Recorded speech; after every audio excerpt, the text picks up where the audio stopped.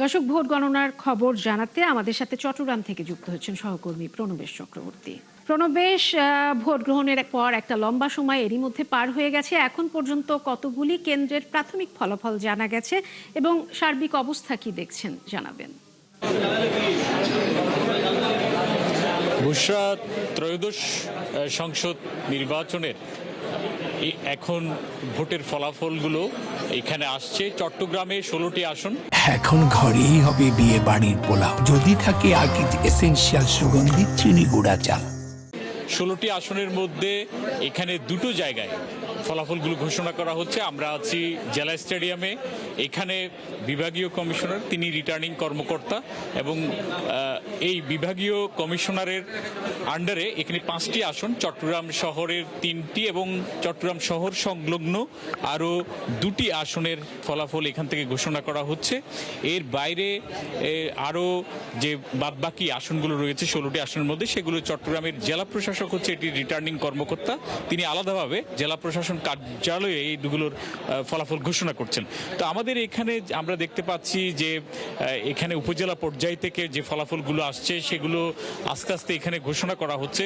খুব বেশি যে ঘোষণা করা হয়েছে তা নয়, তারপরে আমরা বেসরকারিভাবে কিছু ফলাফল আমরা আমাদের হাতে এসছে, সেগুলো থেকে আমরা যতটুকু দেখতে পাচ্ছি চট্টগ্রাম 9, যেটি কোতোয়ালি আসন, একেবারে শহরের কেন্দ্রে এই আসনের অবস্থান। চট্টগ্রাম শহরের কেন্দ্রের মধ্যে এই অবস্থান থাকা চট্টগ্রাম 9 কোতোয়ালি আসনে আমাদের হাতে বেসরকারিভাবে 35টি কেন্দ্রের ফলাফল হাতে আসছে। মোট কেন্দ্র এখানে 121টি। তার মধ্যে ধানের শীষ নিয়ে প্রার্থী আবু সুফিয়ান, তিনি 37,665 ভোট পেয়েছেন।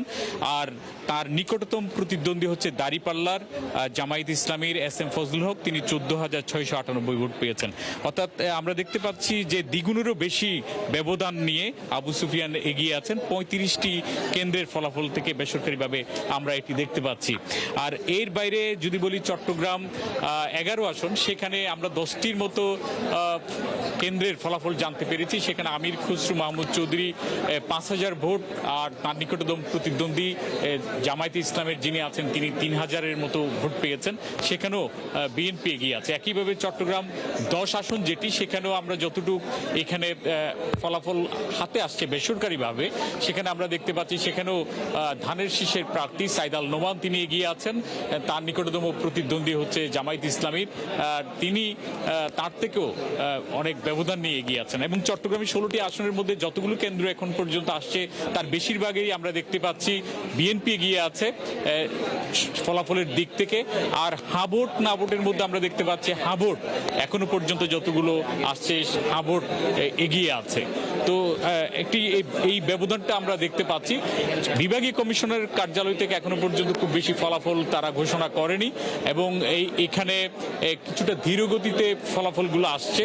তো তার মধ্যে যখন অন্যান্য কেন্দ্রগুলো থেকে আসবে, সেক্ষেত্রে আমরা তাদের ফলাফল ঘোষণার সাথে সাথেই এটির আপডেটটা আমরা জানাতে পারবো।